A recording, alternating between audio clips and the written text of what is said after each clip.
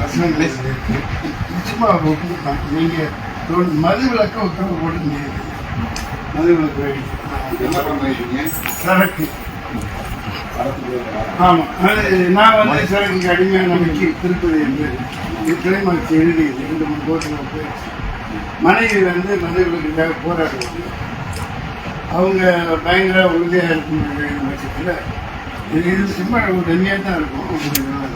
தனிப்பட்ட தாக்குதல் அது நியாயமான இது தமிழ்நாட்டில் யாரை பார்க்கணும்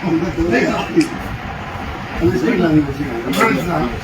நீங்கள் சட்டப்பாடுகளெல்லாம் சொல்லலாம். இது வந்து நீங்களே கன்சிடர் பண்ணுங்க. இல்லை ஏகப்பட்டது பண்ணிட்டு இருக்கோம்.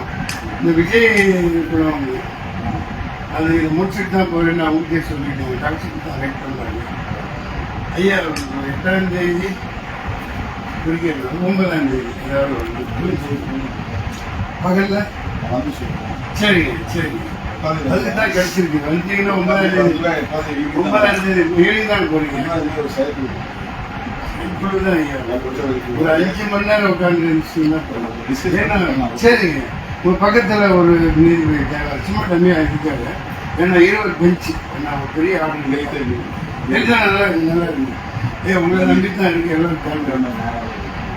அதுன்னா அது இறைவன் எல்லாம் மாறுறதுன்னா சும்மா சேர்க்கை இந்த இது கருப்பு மைகி கடைக்கு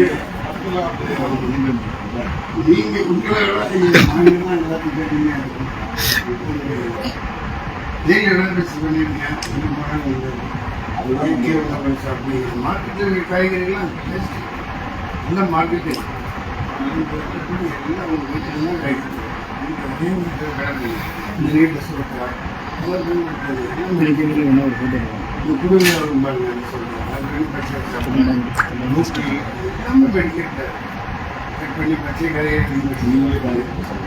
இல்ல அது ஒண்ணும் கிடையாது.